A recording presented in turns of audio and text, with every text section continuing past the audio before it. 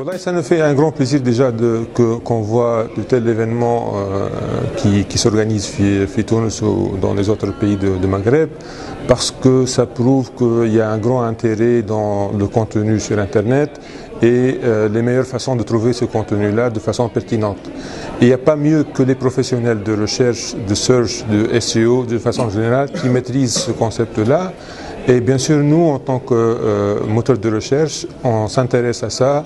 On sait qu'eux aussi, ils travaillent beaucoup avec les fonctionnalités et les services de Google, et donc on est présent pour les encourager, pour mettre à leur disposition plus d'informations, plus d'opportunités, pour qu'ils participent de façon beaucoup plus grande à offrir nos services aux utilisateurs final, parce qu'en fin de compte, notre objectif, c'est de fournir la réponse la plus pertinente aux questions et aux requêtes de recherche des personnes qui entrent sur nos moteurs de recherche ou les autres services par ailleurs. Tout à fait, la stratégie de Google depuis 2011, on a vu qu'il y a des changements à l'échelle politique dans la région. Donc il y a beaucoup de changements qui sont favorables pour mettre en place un nouveau écosystème ou améliorer l'écosystème actuel de l'Internet. Et de façon générale, c'est pour ça que le recrutement d'un policy manager que je fais ce rôle-là dans la région Nord-Afrique va permettre de discuter avec les différents acteurs, principalement les gouvernements, qui est notre acteur qu'on discute beaucoup sur les aspects de réglementation qui touchent à l'Internet, mais aussi on travaille beaucoup en relation avec le secteur privé et la société civile. On travaille aussi avec les politiciens des partis politiques de façon générale aussi.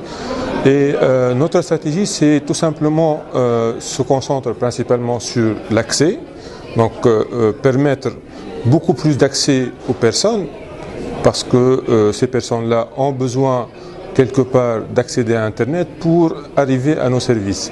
Et une fois ils accèdent à Internet, notre objectif aussi, c'est d'améliorer le contenu, en améliorant ce contenu-là qui doit être beaucoup plus pertinent par rapport à leurs besoins locaux.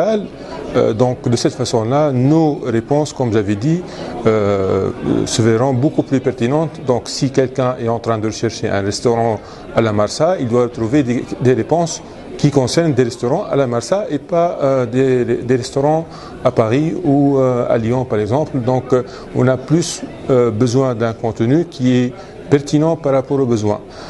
Et sur cette stratégie-là, on a fait, par exemple, beaucoup d'approches et beaucoup de travail. Par exemple, la dernière, c'était le lancement de 12-12-2012 de la campagne Arab Web Day, qui va être, Inch'Allah, renouvelée chaque année. Le 12 décembre de chaque année, on va fêter la journée du contenu arabe sur le web.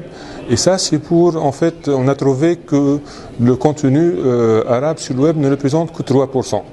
Ça, c'est un grand problème, vu que la majorité des personnes qui utilisent aujourd'hui le web peuvent être beaucoup plus intéressés à avoir un contenu en arabe, beaucoup plus en langue étrangère.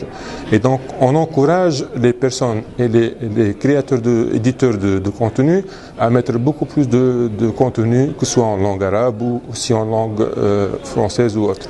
Inch'Allah, rien ne l'empêche. Au contraire, il n'y a pas de problème. Aujourd'hui, on a 2 bureaux officiels qui sont l'un au Caire et l'autre à Dubaï. On a des acteurs et des personnes qui travaillent de façon libre, à distance, comme moi-même ou d'autres personnes qui sont sur des pays.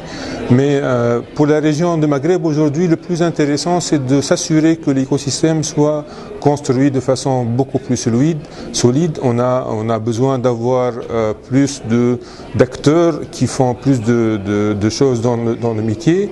On a besoin d'ouvrir un petit peu les possibilités de connexion avec un prix beaucoup plus bas que ça, avec un écosystème beaucoup plus libre qui va peut-être, on va voir peut-être les prochaines grandes entreprises et start-up qui vont émaner de la Tunisie au Maroc et qui vont atteindre rapidement l'échelle internationale, qui est quelque chose de ne pas impossible par rapport à l'Internet.